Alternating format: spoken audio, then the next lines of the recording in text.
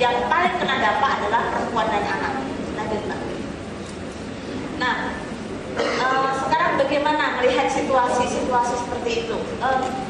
Ini sebenarnya mungkin sebuah catatan dari perjalanan yang panjang bagaimana membangun komunitas yang lebih siaga di dalam perkotaan. Silakan lanjut, Mbak. Nah, ada komponen yang dipakai UNISDR, yaitu United Nations International Strategy for Disaster Risk Reduction, yaitu sebuah sekretariat penanggulangan bencana yang ada di Jenewa, yang kemarin mengasih award untuk Bapak Kepala BNPB Global Champion, itu dari sini sekretariat UNISDR, yang menentukan City Resilient itu punya prasarat, dan syaratnya adalah ini. Ada sekitar 8 apa 9. Syarat yang pertama adalah partisipasi masyarakat dengan pemerintah lokal untuk memutuskan dan merencanakan tata kota. Ini agak-agak, saya juga batin, ini ketok juga mungkin gitu. Ya, nggak bisa bahasa Jawa di sini. Jadi ini agak susah, tapi ternyata dia menjadi poin pertama, partisipasi masyarakat. Kemudian yang kedua, pemerintah lokal harus memiliki kompetensi dan akuntabilitas dalam melayani arus urbanisasi dengan melibatkan seluruh kelompok. Nah, sebagai contoh, Pemda DKI itu selalu membuat larangan penangkapan orang yang nggak punya KTP Jakarta setelah Lebaran, ya kan? Asumsinya karena dianggap itu sebagai salah satu cara untuk menahan. Nah, kemudian kota mampu mencegah ancaman atau mengurangi dampak yang terkait dengan kehidupan sehari-hari. Jadi pipa, sanitasi, drainase listrik dan listrik dan sampah. Nah, ini bukti di nomor 3 ini apakah pemerintah mampu menanggulangi apa enggak? Jakarta itu mempunyai durasi kebakaran itu rata-rata antara 600 sampai 700 per tahun, 700 kali per tahun. Jadi jelas sekali bahwa gambaran kota yang mempunyai ancaman yang terkait dengan kehidupan sehari-hari itu ada di kota. Kemudian memahami ancaman di wilayahnya dan membangun sistem informasi. Lanjut. Mengambil langkah antisipasi untuk ini wilayah aset, nanti di bawah ada aset. Kemudian menyediakan sumber daya lokal yang mampu mengorganisir warga. Kemudian mampu memulihkan pelayanan dasar seperti aktivitas ekonomi dan memahami hal-hal yang berlaku untuk mengurangi perubahan iklim. Jadi memang yang biasanya sekarang terjadi di wilayah internasional dan Asia Pasifik, riset tentang studi dan riset tentang perkotaan itu tidak sendiri tentang disaster, tetapi biasanya adalah disaster and climate. Jadi sudah jadi satu, hampir semuanya tidak ada yang berdiri sendiri, disaster sendiri atau climate sendiri, tetapi disaster and climate. Lanjut, Mbak. Nah, jadi nanti teman-teman yang akan bekerja di isu perkotaan ini menjadi penting untuk memahami apa yang secara filosofi harus dipahami oleh orang yang akan bekerja di sektor perkotaan. Oke, kita akan ngomong tentang ideologi. Tadi kan yang pertama ada pertanyaan tuh, kalau ada yang mengatakan bahwa bencana itu takdir, dia ngomongin tentang metafisik, ya kan? Orang yang ngomongin tentang dialektika institusi baru saja disampaikan, itu ada di sini. Orang yang menyampaikan teknologi atau alat yang early warning yang segala macam ada di sini. Tapi juga ada banyak fakta yang kemudian ada di sini. Nah, di sini kemudian semua itu berkaitan. Bila salah di antaranya tidak terpakai, maka sebenarnya kita tidak melakukan, paling minimal adalah satu koordinasi. Jadi maksudnya pihak-pihak itu diajak untuk diajak ngobrol. Lanjut. Nah, mungkin tema ini tadi karena komunitas, sehingga ini adalah perjuangan dari teman-teman yang mempunyai konsep tentang komunitas atau CBDRN, Community Disaster Risk Reduction. Lanjut aja, di mana penanggulangan bencana dan proses-prosesnya itu menggunakan aktor paling dekat adalah masyarakat. Lanjut aja, tidak seperti dibaca aja. Nah, kenapa itu menjadi penting? Karena memang dilihat bahwa masyarakat adalah aktor terpenting. Lanjut. Nah, langkahnya saya cuma menuliskan 3, sebenarnya ada beberapa, tapi coba saya rangkum. Yang pertama adalah tentang bagaimana memahami resiko, kemudian lanjut, tadi sudah dijelaskan. Yang kedua ini tadi, memahami tentang analisis aset, jadi aset natural, human, sosial, fisik, finansial yang bisa digabungkan. Lanjut lagi, kemudian mengukur ancaman yang ada di perkotaan dan bagaimana kemudian membuat analisis bagaimana pengurangan risikonya. Lanjut, nah itu adalah contoh yang sudah jadi. Jadi kalau kita sudah selesai dengan melakukan analisis itu akan ketemu, oh dimensi institusinya seperti ini, kita ranking berapa di sini, oh dimensi ekonominya seperti ini, oh dimensi sosialnya seperti ini, dan dimensi fisiknya seperti ini.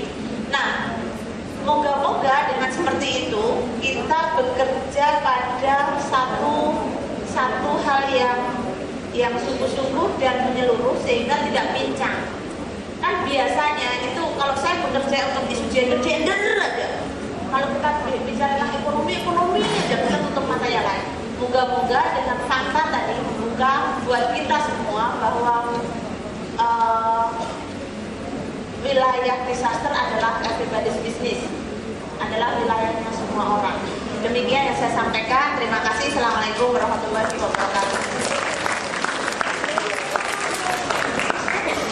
Terima kasih untuk Mbak Aning, catatannya ringkas, padat, dan bukan saya bilang menakutkan kita semua, tetapi menginspirasikan kita semua untuk bahwa ternyata upaya pengurangan risiko bencana di perkotaan yang tadi Mbak Aning sempat sebutkan, bahwa kenapa kita harus berfokus ke perkotaan adalah tidak sesuatu hal yang tidak bisa ditawar-tawar lagi. Kemudian dari catatan Mbak Aning juga ada satu hal yang penting tentang gerakan berbasis komunitas. Gerakan berbasis komunitas ini penting sekali. Jadi tidak bisa kita hanya mengandalkan peran pemerintahan atau peran negara atau peran NGO bahkan gitu ya. Harus ada gerakan berbasis komunitas untuk melakukan upaya pengurangan resiko bencana di wilayah perkotaan. Dan ini kebetulan erat sekali hubungannya dengan pembicara yang ketiga. Jadi kalau tadi Mbak Aning bercerita tentang gerakan komunitas, pentingnya sebuah gerakan komunitas, di presentasi ketiga dari rekan-rekan dari BPI ada Dayan dan Panji, ya, kita akan mendengar tentang pendampingan yang dilakukan oleh rekan-rekan BPI di komunitas Ciliwung. Silahkan.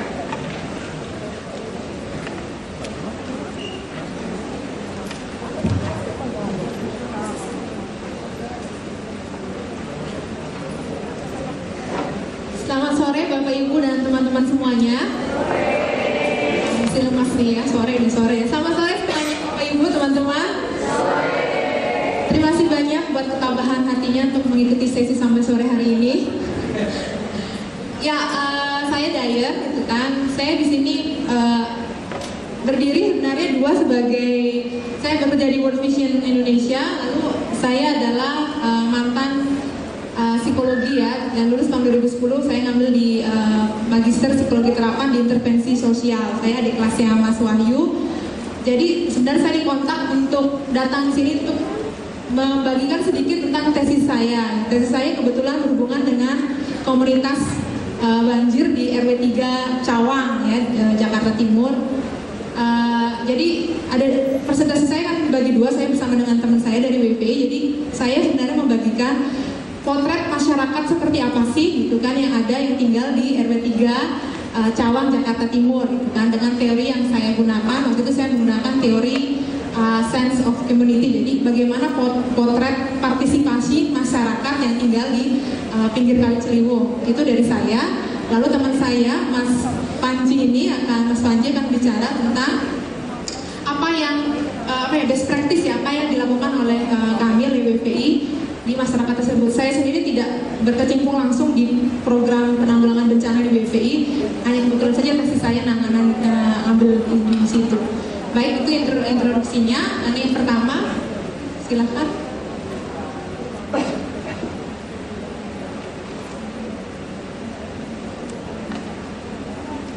Lanjut aja tuh Mbak tuh.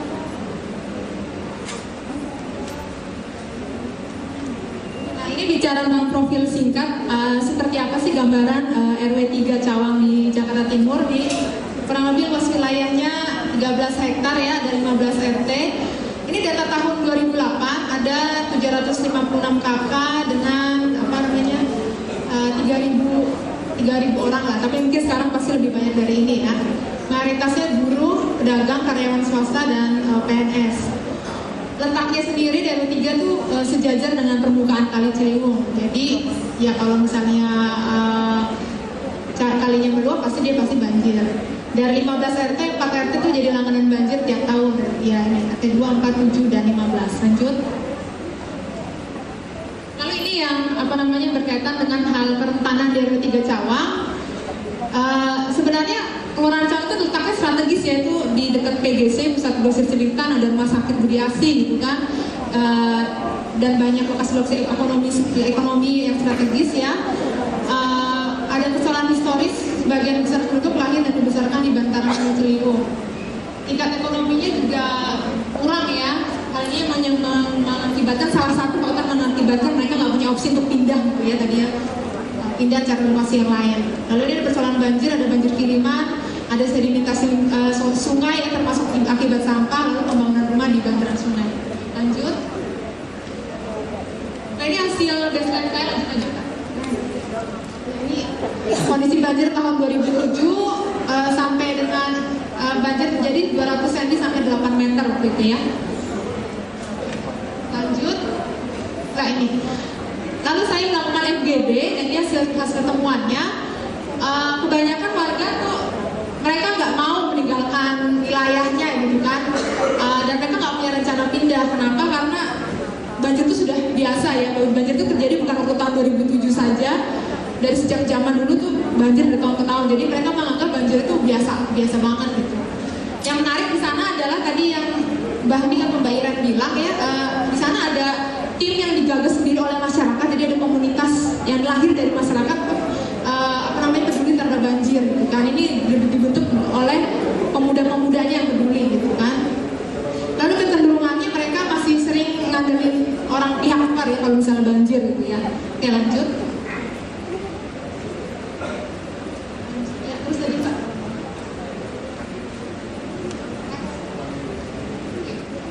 Nah sebenarnya kalau waktu ditanya warga tuh tahu bagaimana sih caranya.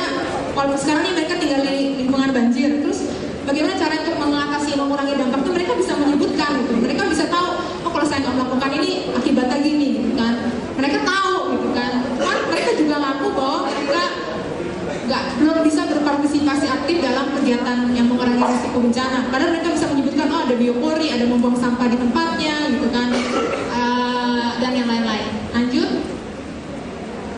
Lalu langsung Mbak, lamaan ya. Nah ini praktek-praktek yang masih terjadi.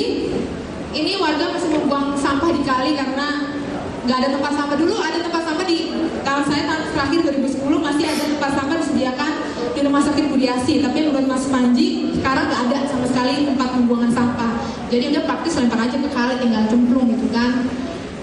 Tapi sebenarnya ada kerja bakti sih di wilayah RW 3 walaupun masih belum teratur ya sayangnya. Lanjut Mbak. Saya menyederhanakannya menggunakan SWOT ya, Strength, Weakness, Opportunity, dan Threat yang ada di RW 3 dan hasil temuan saya tadi. Yang pertama strength-nya ini ya. Sebenarnya wilayah RW 3 Cawang itu strategis, lokasinya strategis bukan. Lalu mereka punya kelompok peduli bencana, bukan cuma P2B, ternyata juga ada Yayasan Cinta Alam Raya, ada PKK sendiri juga sebenarnya punya programnya sih gitu kan. Mereka termasuk rukun ya, walaupun banyak suku, agama yang ada di sana gitu kan, banyak pendatang juga gitu.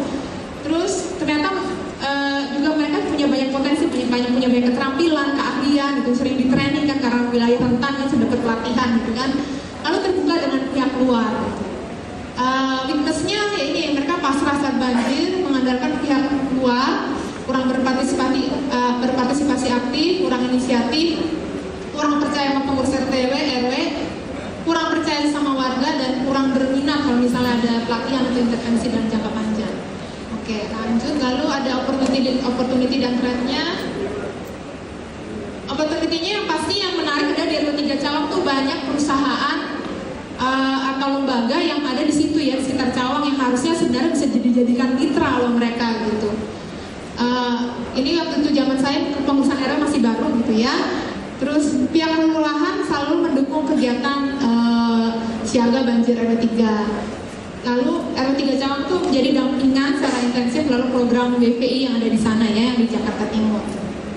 Ancamannya yaitu pembangunan rumah yang tidak terkendali, urbanisasi tinggi di luar RW 3 Cawang, lalu RW 3 yaitu RW 3 berada di bantaran Kali Ciliwung. Oke, lanjut. Ini adalah sedikit gambaran intervensi yang saya lakukan. Langsung aja Mbak, saya mencoba menggunakan teknik apresiatif inquiry untuk meningkatkan partisipasi masyarakat dengan menggunakan teori sense of community ya. Lanjut aja. Ini sedikit latar belakang. Ini penelitian sudah dilakukan oleh Muskris UI tahun 2008. Ini mendukung dengan setemuan saya bahwa masyarakat yang tinggal di bantaran Kali Ciliwung tuh udah punya persepsi risiko yang tinggi tapi tidak melakukan sesuatu untuk mengatasinya. Oke, lanjut. Ini sedikit teori tentang sense of community, bahwa partisipasi masyarakat berhubungan secara signifikan dengan sense of community dilihat sebagai kapasitas dari masyarakat berpartisipasi dalam aktivitas siap-siaga menghadapi banjir. Oke, lanjut Mbak, ini teori aja. Kenapa saya mengambil sense of community, jadi ada sedikit teori pengantarnya. Oke, lanjut aja.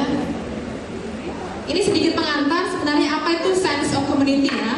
Saya ngambil ini dari Macmillan and Sapis tahun 86. Kurang lebih ini ya, sense of community itu kesadaran berbagi ikatan emosional gitu kan, dari kebersamaan termasuk kesadaran untuk saling memperhatikan, mempercayai. Ini hati panjangnya ada di atas bahasa Inggris.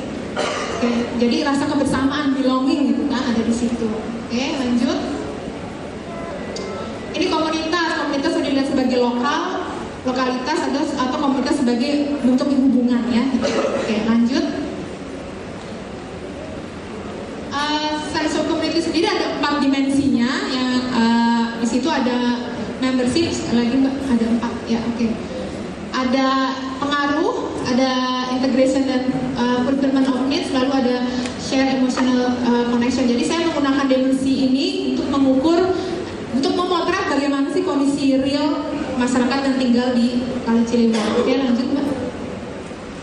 Ini masing-masing definisinya sih lanjut aja terus saja, nanti bisa dibaca Bapak Ibu dan teman-teman semua di materi ini. Oke, lanjut aja. Lanjut. Oke, lanjut aja. Terus aja nih Mbak, baca kan. Oke, lanjut. Nah ini ada kecilan ya. Jadi dari 4 dimensi sense of community ada 24 variabel gitu kan. Jadi saya meneliti ke 24 ini ya gitu kan, ada di sini. Bagaimana sih kondisi sense of community potret masyarakat dengan menggunakan, dilihat dengan kamera dari sense of community dengan menggunakan 24 variabel ini, dan hasilnya ada. Lanjut Mbak. Oh, di sini ada skalanya ya. Ada 4 skalanya. Oh, ini dimensinya. Ada 24 pertanyaan, lalu dimensi pertanyaan berapa saja. Oke, lanjutnya Mbak. Lalu ada 4 skalanya nih, dari 0 paling rendah. Lalu terakhir yang paling tinggi adalah 3 ya. Jadi ada 24 pertanyaan, masyarakat memilih, bukan misalnya saya merasa saya menjadi bagian dari RW 3, saya merasa saya diterima dari RW 3 misalnya, saya merasa saya dikenal oleh RW 3, saya merasa seluruh RW 3 mengenal saya. Jadi seperti itu contoh-contoh pertanyaannya ya. Gitu. Lanjut Mbak. Nah, ini yang ingin saya bagikan nih hasil potretnya ya, ini hasil baseline tadinya.